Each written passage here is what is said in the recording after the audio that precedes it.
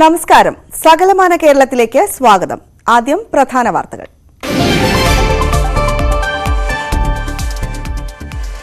കാസർഗോഡ് നീലേശ്വരത്ത് മൂവാണ്ട് കളിയാട്ടത്തിനൊരുക്കം.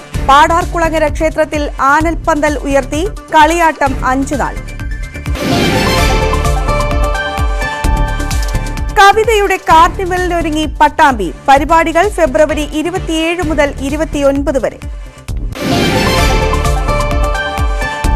കനത്ത ചൂടിൽ വെന്തുരുകി പുനലൂർ. തെരുവുകൾ വിജനം. ഉപജീവനം വഴിമുട്ടി വഴിയോര കച്ചവടക്കാർ. ചൂട് ഇനിയും കൂടുമെന്ന് മുന്നറിയിപ്പ്. ഇതര സംസ്ഥാന തൊഴിലാളികളുടെ ഇഷ്ടപച്ചക്കറി വിളയിച്ച് കോതമംഗലത്തെ കർഷകൻ. ഭീമൻ ആസാം ചുരക്ക കൃഷിയിൽ നേട്ടവുമായി അജ്മൽ ഷാജഹാൻ. കാസർഗോഡിന്റെ ഔദ്യോഗിക പുഷ്പഫലവൃക്ഷത്തിന് ദേശീയ അംഗീകാരം. ഈ മാസം 27-ന് പ്രശസ്തി പത്രം കൈമാറും. വാർത്തകളിലേക്ക് വിശദമായി. കാസർഗോഡ് നീലേശ്വരം പാടാർകുളങ്ങര ഭഗവതി ക്ഷേത്രത്തിൽ ആനപ്പന്തൽ ഉയർത്തി. മൂവാണ്ട് കളിയാട്ടത്തിന്റെ ഭാഗമായിട്ടാണ് ആനപ്പന്തൽ ഉയർന്നത്. ക്ഷേത്ര തിരുമുറ്റത്ത് ആനപ്പന്തൽ ഉയരുന്നതോടെ 5 നാളത്തെ കളിയാട്ടത്തിന് തുടക്കമാകും.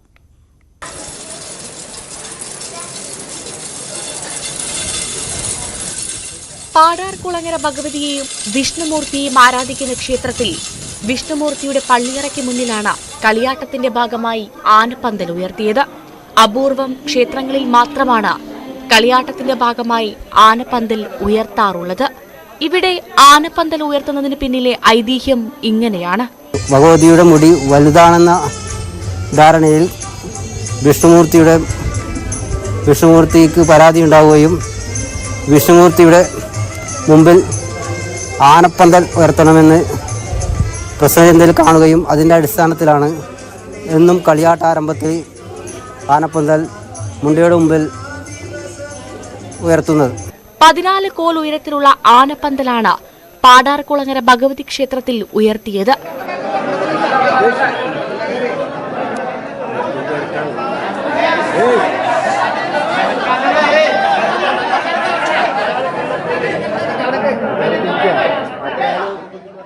പന്തലിന് ഭക്തർ നേർച്ചയായി നൽകുന്ന ഉയരവും കരുത്തുമുള്ള കവുങ്ങിന് മുകളിലാണ് പന്തൽ ഉറപ്പിക്കുക. ഏറെ ശ്രമകരമായ ജോലി വിദഗ്ധരായ ക്ഷേത്രം ബാല്യക്കാരാണ് നിർവഹിക്കുന്നത്. തുടർന്ന് ഭഗവതിയെ ക്ഷേത്രത്തിലേക്ക് ആനയിക്കാനായി ക്ഷേത്രം സ്ഥാനികരും ആചാരക്കാരും പരിവാര സമേതം പാടാർകുളങ്ങര ഭഗവതിക്കാവിലേക്ക് പുറപ്പെടും. പ്രധാന ആരാധനമൂർത്തികൾ ഉൾപ്പെടെ 80ഓളം തെയ്യക്കോലങ്ങളാണ് ക്ഷേത്രത്തിൽ കെട്ടിയാടുക. ന്യൂസ് 18 നീലേശ്വരം. 10-ൽ പരം ഗജവീരന്മാരും കുടമാറ്റവുമായി കൊല്ലം വെട്ടിക്കവലപൂരം ഭക്തി നിർഭരമായി. വിവിധ ജില്ലകളിൽ നിന്നായി പൂരം ആസ്വദിക്കാൻ നിരവധി ആളുകളെത്തി. ആദ്യമായാണ് ക്ഷേത്രത്തിൽ പൂരം ഒരുക്കിയത്.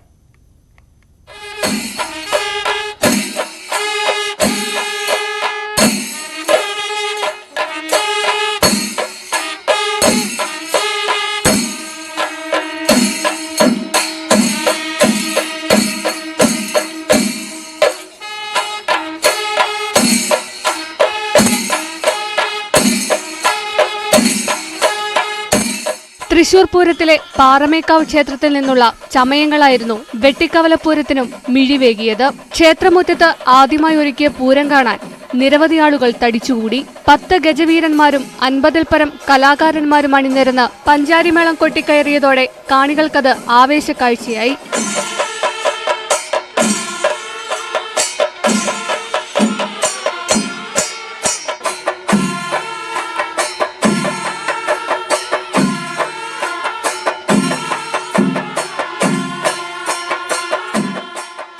തൃശ്ശൂർ പൂരത്തിൻ്റെ മേളവും തൃശ്ശൂർ പൂരത്തിൻ്റെ പാറമേക്കാവ് ക്ഷേത്രത്തിലെ ചമയങ്ങളുമാണ് ഇവിടെ ഉപയോഗിച്ചത്. കുടമാറ്റവും അനുബന്ധ പൂരച്ചടങ്ങുകളുമെല്ലാം വളരെ സവിശേഷമായ ആളുകളുടെ ഭക്തജനങ്ങളുടെ ഹൃദയം കവരുന്ന തരത്തിൽ നിർവഹിക്കുവാൻ കഴിഞ്ഞു. തീർച്ചയായും ക്ഷേത്ര ഉപദേശക സമിതിക്ക് അഭിമാനമുണ്ട്. ഒരു തൃശ്ശൂർ പൂരം കണ്ട പ്രതീതി ഇവിടെ വന്ന ആളുകൾക്കുണ്ടായി എന്ന് നിങ്ങളോടൊപ്പം ഞാനും വിശ്വസിക്കുന്നു.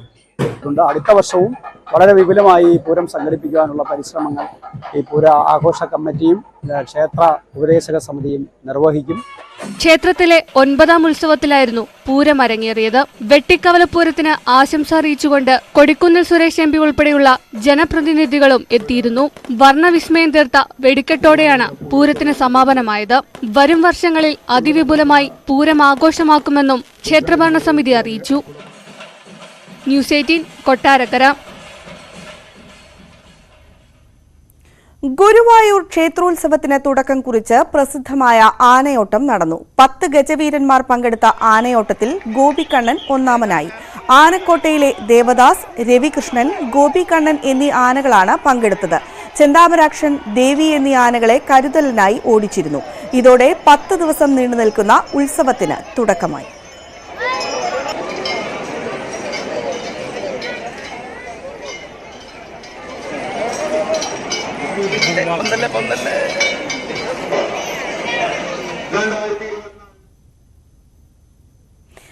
പാലക്കാട് തൃത്താല നെല്ലിക്കാട്ടിരി വട്ടോളിക്കാവ് ഭദ്രകാളി ക്ഷേത്രത്തിൽ കുംഭതാലപ്പൊലി മഹോത്സവം ആഘോഷിച്ചു.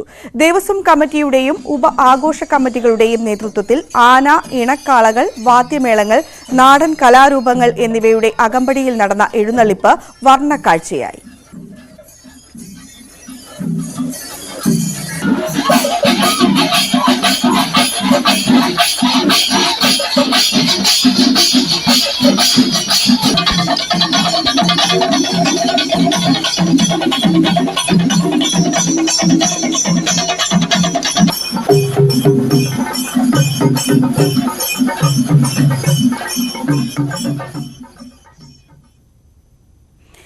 കാസർഗോഡ് ജില്ലയുടെ ഔദ്യോഗിക പുഷ്പ ഫലവൃക്ഷത്തിന് ദേശീയ അംഗീകാരം. ജില്ലാ പഞ്ചായത്തിന്റെയും ജൈവ വൈവിധ്യ പരിപാലന സമിതിയുടെയും സംയുക്ത ആഭിമുഖ്യത്തിലാണ് ജില്ലയുടെ സ്വന്തം പൂവിനെയും പക്ഷിയെയും പ്രഖ്യാപിച്ചത്.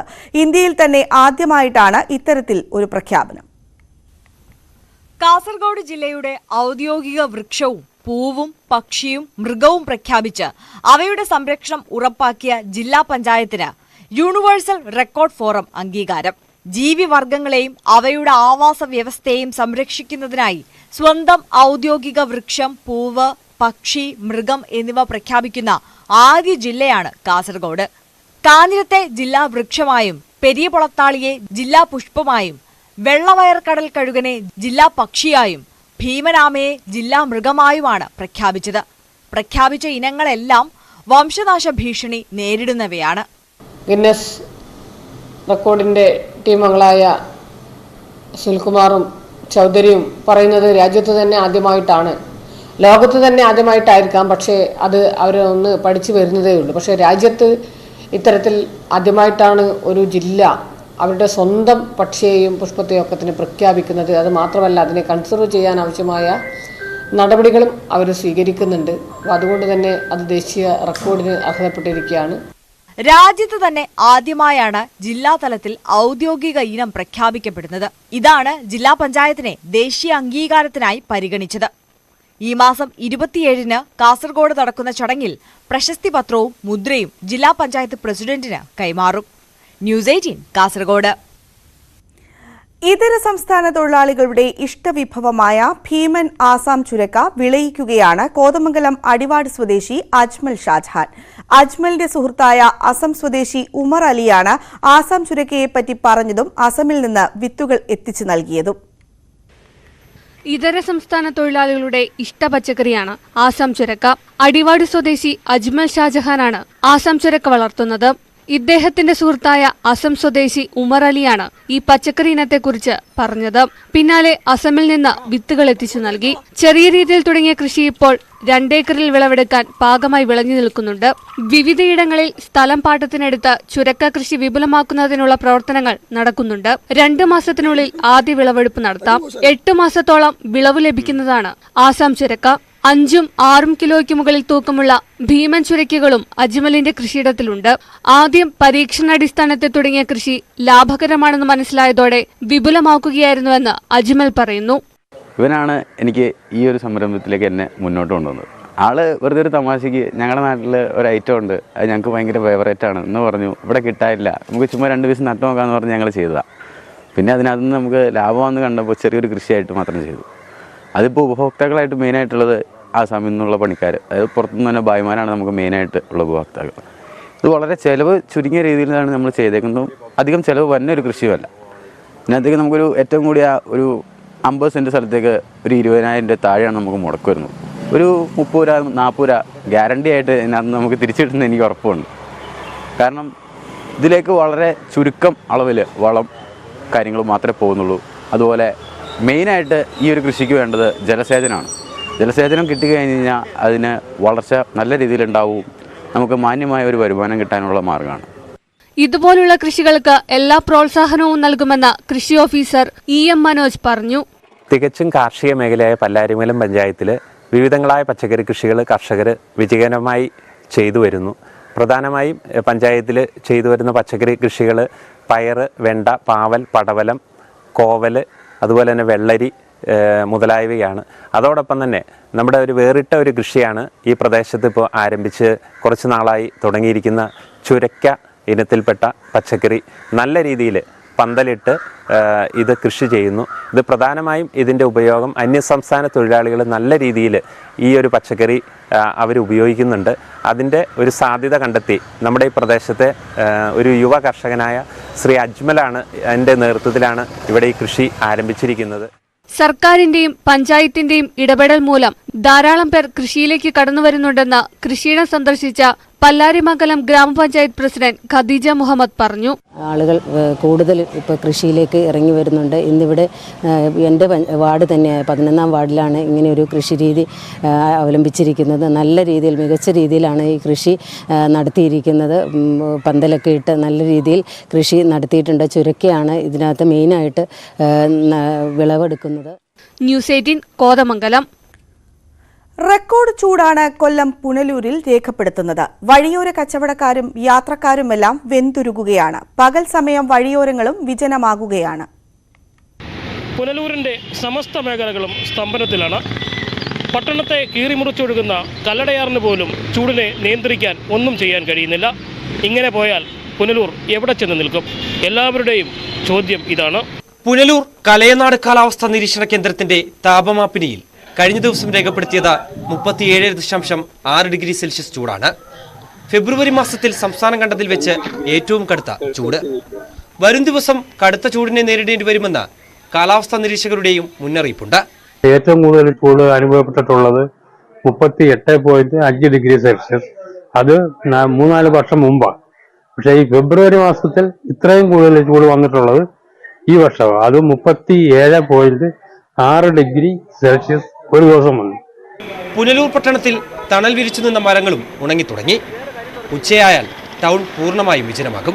വഴിയോര കച്ചവടക്കാർക്ക് കച്ചവടം ചെയ്യാൻ പറ്റുന്നില്ല. നിൽക്കാൻ വയ്യ, ദേവെല്ലാം പൊള്ളി അടരുക ചൂട് കാരണം. ഇട്ടേക്കുന്ന സാധനങ്ങൾ വേറെ വെന്തു പോവുക ചൂട് കൊണ്ട്. അതിന് ഒരു നിർവാഹവും ഇല്ല, ചൂടിന് വേണ്ടി ഒരു ശമനം ഇല്ല. கம்மியாக இருக்குது, சூடு இல்லை, மக்கள் வெள்ளம் வெளியே வரவே இல்லை, வீட்டிலே இருக்காங்க. ஈவினிங் தான் சாயங்காலம் போல கொஞ்சம் வியாபாரம் இருக்குது, மதிய வெயிலில் ஒன்றும் இல்லை. സഞ്ചാരികളെ കൊണ്ട് നിറഞ്ഞിരുന്ന തൂക്കുപാലത്തിൽ ചൂട് കടുത്തതോടെ ഒരാളും കയറുന്നില്ല. മീനം ആകുമ്പോഴത്തേക്കിന് വെന്തുരുക്കും ചൂട്, യാതൊരു സംശയം വേണ്ട. പുനലൂരിനെ സംബന്ധിച്ചോളം പാലക്കാടിനേക്കാളും കൂടുതൽ ഇപ്പം ഏറ്റവും കൂടുതൽ ചൂട് അനുഭവിക്കുന്നത് പുനലൂർ നിവാസികളാണ്. അതിൽ ഏറ്റവും വലിയ പ്രശ്നം ഈ കുടിവെള്ളത്തിൻ്റെ പ്രശ്നമാണ്. ആ സമയമാവുമ്പോൾ ഏറ്റവും കൂടുതൽ അനുഭവിക്കാൻ പോകുന്നതും അതാണ്. അപ്പോൾ തീർച്ചയായിട്ടും അധികാരികൾ അതൊക്കെ കാണുമെന്നാണ് എൻ്റെ വിശ്വാസം. ഓട്ടോ സ്റ്റാൻഡുകളുടെ സ്ഥിതിയും ദയനീയമാണ്.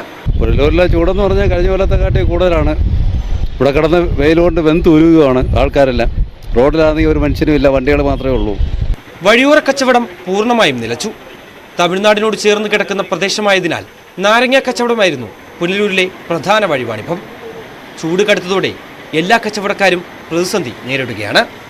തണ്ണിമത്തൻ, ഇളനീര്, നാരങ്ങ വെള്ളം എന്നിവയുടെ കച്ചവടം മാത്രമാണ് ഇപ്പോൾ നടക്കുന്നത്. ചൂട് കൂടുതല, പക്ഷേ ആള് കുറവാണ്.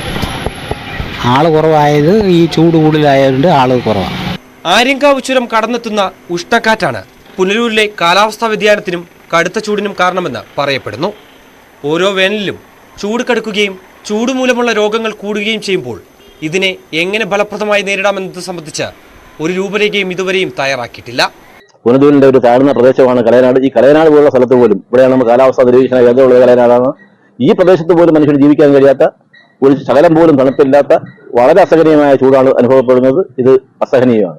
സ്ഥിതി തുടരുകയാണെങ്കിൽ വരും ദിവസങ്ങളിൽ ജനജീവിതം വലിയ പ്രതിസന്ധിയിലാകും. അനുദിനം ഉയർന്നുവരുന്ന ചൂട് നിയന്ത്രിക്കാനാകാതെ പുനലൂരുകാർ നെട്ടോട്ടമിടുകയാണ്. പുനലൂരിൻ്റെ സമസ്ത മേഖലകളും ചൂട് മൂലം സ്തംഭനത്തിലാണ്. ഈ സ്ഥിതി തുടർന്നാൽ ഇനി എന്താകും പുനലൂര്? മനോജ് അപ്പുക്കുട്ടൻ, ന്യൂസ് 18, പുനലൂർ. കൊതിയൂറും രുചിഭേദങ്ങളുമായി പട്ടാമ്പി സംസ്കൃത കോളേജിൽ ഫുഡ് ഫെസ്റ്റ് സംഘടിപ്പിച്ചു. കോളേജിലെ എന്റർപ്രണർ ഡെവലപ്മെന്റ് ക്ലബിന്റെ നേതൃത്വത്തിലായിരുന്നു ഫെസ്റ്റ്. വ്യത്യസ്ത തരം നാടൻ വിഭവങ്ങളും ശീതളപാനീയങ്ങളും ഫെസ്റ്റിൽ ഇടം പിടിച്ചു. നാടൻ ഉണ്ണിയപ്പവും പഴംപൊരിയും മുതൽ അറേബ്യൻ വിഭവങ്ങൾ വരെ ഉൾക്കൊള്ളിച്ചുകൊണ്ടായിരുന്നു ഫുഡ് ഫെസ്റ്റ്. വ്യത്യസ്ത തരം ജ്യൂസുകളും സ്നാക്സുകളും ഒരുക്കിയിരുന്നു. വിദ്യാർത്ഥികൾ വിവിധ ഗ്രൂപ്പുകളായി തിരിഞ്ഞാണ് ഫെസ്റ്റ് നടത്തിയത്. വിഭവങ്ങളെല്ലാം വിദ്യാർത്ഥികൾ തന്നെയാണ് തയ്യാറാക്കിയത്. ഞാൻ ഫിസിക്സ് ഡിപ്പാർട്ട്മെന്റിലാണ്. അപ്പോൾ ഞാൻ കൊണ്ടുവന്നിട്ടുണ്ടായിരുന്നത് ഒരു കേക്കും പിന്നെ ഒരു ബോക്സ് ചാമ്പക്ക ഉപ്പിലിട്ടതുമാണ്. പ്രതീക്ഷിച്ച പോലെ തന്നെ ഒക്കെ പെട്ടെന്ന് തീർന്നു പോയിട്ടുണ്ട്. പിന്നെ സ്റ്റാളും കാര്യങ്ങളൊക്കെ നല്ല ഇതാണ്. കഴിഞ്ഞ വർഷത്തേക്കാൾ കൂടുതൽ ഗംഭീരമായിട്ടാണ് ഇപ്രാവശ്യം നടന്നിട്ടുള്ളത്. എല്ലാവരും പെട്ടെന്ന് തന്നെ ഒക്കെ സെയിൽ ചെയ്ത് പോകുന്നുണ്ട്. അപ്പോൾ നല്ലൊരു പരിപാടി തന്നെയാണ്. കോളേജിലെ ED ക്ലബിന്റെ നേതൃത്വത്തിലായിരുന്നു ഫെസ്റ്റ്. 2024 വർഷത്തെ ED ക്ലബിന്റെ ആഭിമുഖ്യത്തിൽ നടത്തുന്ന ഫുഡ് ഫെസ്റ്റ് ആണ് ഇന്നിവിടെ അരങ്ങേറിയിട്ടുള്ളത്. വിവിധ ഡിപ്പാർട്ട്മെൻറ്റുകളിലെ സ്റ്റാളുകളും വിവിധ രീതിയിലുള്ള ഫുഡ് പ്രൊഡക്റ്റുമാണ് അറേഞ്ച് ചെയ്തിട്ടുള്ളത്. ഓരോ സ്റ്റാളിനും ഓരോ പേര് നൽകിക്കൊണ്ട് വിവിധ ഡിപ്പാർട്ട്മെൻറ്റിലെ 150 പേരിലധികം പിള്ളേർ ഇവിടെ പങ്കെടുത്തിട്ടുണ്ട്. 100ഓളം ഐറ്റംസ് കൊണ്ടുവന്നിട്ടുണ്ട്. എല്ലാ അധ്യാപകരും വിദ്യാർത്ഥികളും മറ്റുള്ള സമീപ പ്രദേശത്തുള്ള അന്തേവാസികളും പങ്കെടുത്തിട്ടുണ്ട്. വിദ്യാർത്ഥികളുടെ കഴിവുകൾ കണ്ടെത്താനും പ്രോത്സാഹിപ്പിക്കാനുമായി കൂടിയാണ് ഫെസ്റ്റ് സംഘടിപ്പിച്ചത്. മത്സരത്തോടൊപ്പം ഭക്ഷണത്തിന്റെ വിൽപ്പനയും ഉണ്ടായിരുന്നു. ന്യൂസ് 18 പട്ടാമ്പി.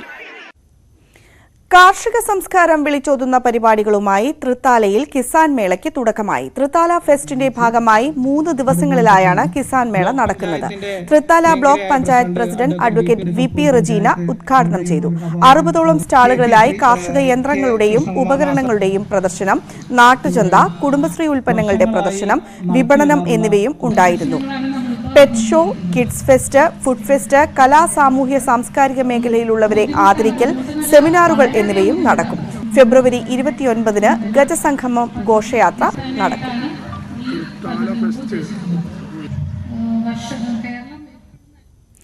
മൂവാറ്റുപുഴ ബ്ലോക്ക് പഞ്ചായത്ത് ട്രില്ലറുകൾ വിതരണം ചെയ്തു. കാർഷിക രംഗത്ത് സാങ്കേതിക വിദ്യയുടെ ഗുണഫലങ്ങൾ ലഭ്യമാക്കുന്നതിനും നൂതന കൃഷിരീതികളും യന്ത്രവൽക്കരണവും പ്രോത്സാഹിപ്പിക്കുകയുമാണ് ലക്ഷ്യം. പഞ്ചായത്തിലെ അഗ്രോ സർവീസ് സെന്ററിനും വാളകം കുന്നക്കൽ പാടശേഖര സമിതിക്കുമാണ് ട്രില്ലറുകൾ ആദ്യമായി നൽകിയത്. കൂടുതൽ കർഷകർക്ക് ഗുണകരമാകുന്ന വിധത്തിൽ പദ്ധതി വരും വർഷങ്ങളിൽ വിപുലമാക്കുമെന്ന് block panchayat president KG Radhakrishnan പറഞ്ഞു. 90% സബ്സിഡിയോടെയാണ് പദ്ധതി നടപ്പിലാക്കുന്നത്. ബ്ലോക്ക് പഞ്ചായത്തിന് കീഴിലുള്ള എല്ലാ തരിശു പാടശേഖരങ്ങളും കൃഷിക്ക് യോഗ്യമാക്കാനാണ് ഇത്തരം പ്രവർത്തനങ്ങൾ നടപ്പാക്കുന്നത്. 3 ദിവസം നീണ്ടു നിൽക്കുന്ന കവിതയുടെ കാർണിവൽ ഫെബ്രുവരി 27 മുതൽ 29 വരെ പട്ടാമ്പി ഗവൺമെന്റ് സംസ്കൃത കോളേജിൽ നടക്കും. പരിപാടിയുടെ സംഘാടക സമിതി രൂപീകരിച്ചു. സാഹിത്യ ലോകത്തെ പ്രമുഖർ അതിഥികളാവും. തുടർച്ചയായി 7ാം തവണയാണ് കവിതയുടെ കാർണിവൽ നടക്കുന്നത്. കവിതയുമായി ബന്ധപ്പെട്ട വൈവിധ്യമാർന്ന പരിപാടികൾ സംഘടിപ്പിച്ചു. കവിതയുടെ കാർണിവലിനെ കൂടുതൽ ജനകീയമാക്കാനാണ് തീരുമാനം. കേരള സാഹിത്യ അക്കാദമി, ഭാഷാ ഇൻസ്റ്റിറ്റ്യൂട്ട്, ഫോക്ലോർ അക്കാദമി എന്നിവയുടെ സഹകരണവും പരിപാടിക്കുണ്ട്. കോളേജിൽ സജ്ജീകരിച്ചിരിക്കുന്ന വേദികളിലായാണ് പരിപാടികൾ നടക്കുക. ഇതിനോടനുബന്ധിച്ച് കലാപരിപാടികൾ, വിവിധ പ്രദർശനങ്ങൾ, പ്രഭാഷണങ്ങൾ, മത്സരങ്ങൾ എന്നിവയും ഉണ്ടാകും. പിന്നെ ഇന്ത്യയുടെ വിവിധ സംസ്ഥാനങ്ങളിലുള്ള ഈ അതിരുകളുടെ കാര്യമൊക്കെ പറയുമ്പോൾ ഏറ്റവും മണിപ്പൂരിൽ നിന്നും ആസാമിൽ നിന്നൊക്കെ മനുഷ്യൻ തന്നെ ഈ രാജ്യത്തിൻ്റെയും അതിനപ്പുറത്തുള്ള ബൗണ്ടറികൾക്ക് അപ്പുറത്ത് ഓരോ വ്യക്തികളും കുടുംബത്തിലും ബൗണ്ടറി ഉണ്ടാകുന്ന, അതുമായി ബന്ധപ്പെട്ട സംഘർഷങ്ങൾ ഉണ്ടാകുന്ന സ്ഥലങ്ങളിൽ നിന്ന് ഒക്കെയാണ് ആളുകൾ ഇവിടെ വന്ന് സംസാരിക്കുന്നത്. ഇസ്രയേലിലൊരു കവിയുണ്ട്. അതോടൊപ്പം മണിപ്പൂരിൽ നിന്നും അസാമിൽ നിന്നും ഒക്കെയുള്ള കവികൾ ഇവിടെ പങ്കെടുക്കുന്നുണ്ട്. തീർച്ചയായിട്ടും അവർക്ക് പറയാനുള്ളത് എന്താണ് എന്ന് കൂടി നമുക്ക് കേൾക്കാനുള്ള ഒരു അവസരം കൂടിയാണ്. അതിർത്തികൾ സത്യത്തിൽ മാഞ്ഞു പോകുന്നുണ്ടോ എന്ന് ചോദിച്ചാൽ പല അതിർത്തികളും മാഞ്ഞു പോകുന്നുണ്ട്. പലർക്കും അതിർത്തികൾ ഇല്ലാതെയാവണം. സാമ്പത്തികത്തിന്റെ കാര്യം തന്നെ പറഞ്ഞു കഴിഞ്ഞാൽ ഇപ്പം അടുത്ത് ഞാൻ ഷാറുഖ് ഖാന്റെ ഏറ്റവും പുതിയ സിനിമ എന്ന് പറഞ്ഞു ഞാൻ ചെറുതായിട്ടൊന്ന് കണ്ടു. അതിൽ പറയുന്ന തീം എന്ന് പറഞ്ഞാൽ അതിർത്തികൾ പാവപ്പെട്ടവനാണ് അതിർത്തികൾ. ഇന്ത്യയിൽ നിന്ന് പുറത്തേക്ക് പോകുമ്പോൾ അവന് പുറത്തു പോകാൻ വിസ അനുവദിക്കുന്നില്ല. ഇപ്പൊ കഴിഞ്ഞ ദിവസം ഞാനും ഒരു വിസ അപേക്ഷിക്കാൻ വേണ്ടി പോയിരുന്നു. ഒരുപാട് നൂലാമാലകളാണ്. പക്ഷെ അതേ വിസ അപേക്ഷിക്കാൻ പോകുന്ന സ്ഥലത്ത് തന്നെ പ്രീമിയം സർവീസ് നമുക്ക് ലഭിക്കും. മലപ്പുറത്ത് തെരഞ്ഞെടുപ്പ് പ്രവർത്തനങ്ങളുടെ ഭാഗമായി ആദിവാസി മേഖലയിൽ പോളിംഗ് ബൂത്ത് സന്ദർശനവും ആദിവാസികൾക്ക് വോട്ടിംഗ് മെഷീൻ പരിചയപ്പെടുത്തലും നടന്നു. ജില്ലാ കളക്ടർ നേതൃത്വം നൽകി. നിലമ്പൂർ മേഖലയിലെ വിവിധ ആദിവാസി കോളനികളിലായിരുന്നു സന്ദർശനം. തെരഞ്ഞെടുപ്പ് കമ്മീഷന്റെ സ്വീപ് പ്രവർത്തനങ്ങളുടെ ഭാഗമായിട്ടാണ് ഇലക്ട്രോണിക് വോട്ടിംഗ് യന്ത്രങ്ങളുമായി ജില്ലാ തെരഞ്ഞെടുപ്പ് ഉദ്യോഗസ്ഥൻ കൂടിയായ കളക്ടറും സംഘവും കോളനികളിൽ എത്തിയത്.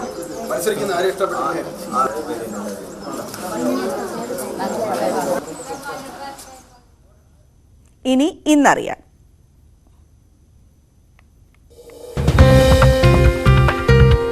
കാസർഗോഡ് ജില്ലാതല പട്ടയമേള ഇന്ന്. പുതുതായി 1144 പട്ടയങ്ങൾ വിതരണം ചെയ്യും.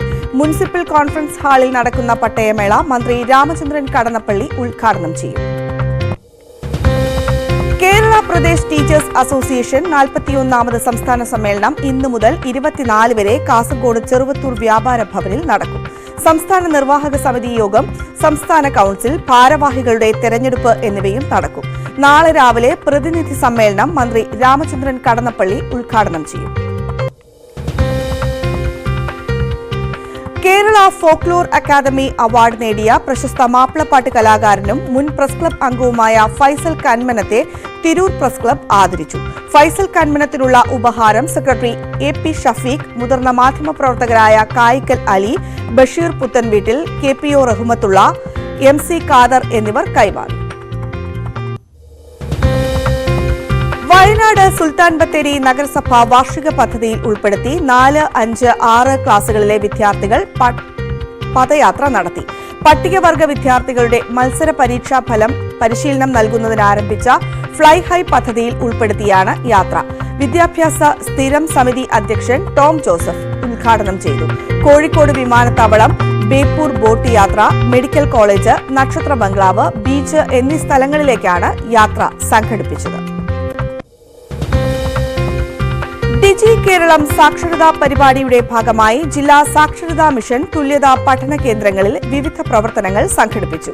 Wayanad Vellamunda government higher secondary സ്കൂളിൽ നടന്ന ചടങ്ങിൽ ക്ഷേമകാര്യ standing committee chairman Junaid Kaippani പ്രതിജ്ഞ ചൊല്ലിക്കൊടുത്തു.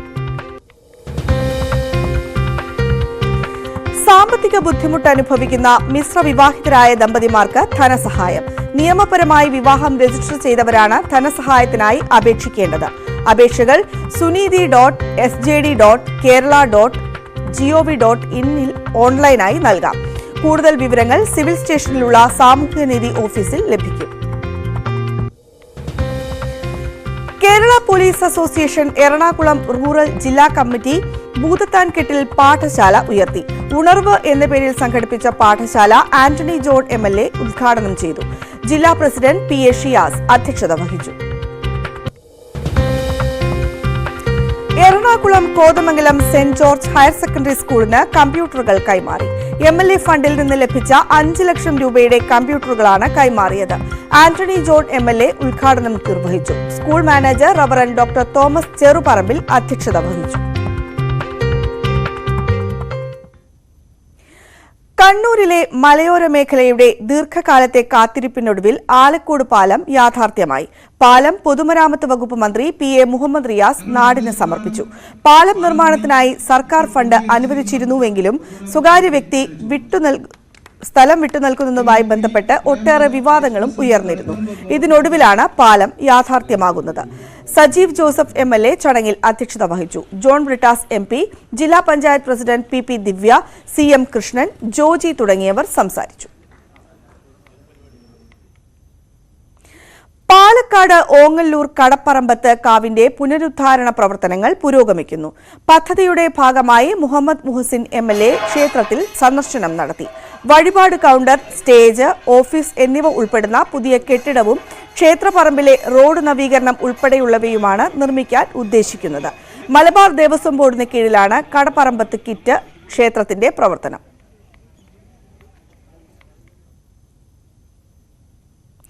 വിദ്യാർത്ഥികൾക്ക് ലാപ്ടോപ്പുകൾ വിതരണം ചെയ്ത് പാലക്കാട് ഓങ്ങല്ലൂർ ഗ്രാമപഞ്ചായത്ത്. ജനകീയാസൂത്രണ പദ്ധതിയിൽ ഉൾപ്പെടുത്തി 20 പേർക്കാണ് ലാപ്ടോപ്പ് കമ്പ്യൂട്ടറുകൾ നൽകിയത്. ഗ്രാമസഭകൾ വഴി തെരഞ്ഞെടുത്ത 20 പട്ടികജാതി വിദ്യാർത്ഥിനികൾക്കാണ് ലാപ്ടോപ്പുകൾ നൽകിയത്. ഗ്രാമപഞ്ചായത്ത് പ്രസിഡന്റ് രതി ഗോപാലകൃഷ്ണൻ വിതരണോദ്ഘാടനം നിർവഹിച്ചു. സർക്കാർ ഏജൻസിയായ ജെം വഴിയാണ് ലാപ്ടോപ്പുകൾ ലഭ്യമാക്കിയത്. 6 ലക്ഷം രൂപ ചെലവഴിച്ചാണ് പദ്ധതി നടപ്പാക്കിയത്.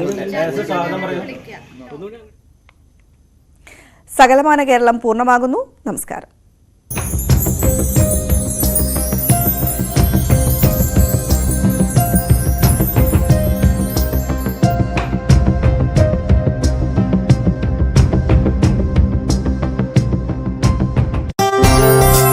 തിരിച്ചുപിടിക്കുക തന്നെയാണ്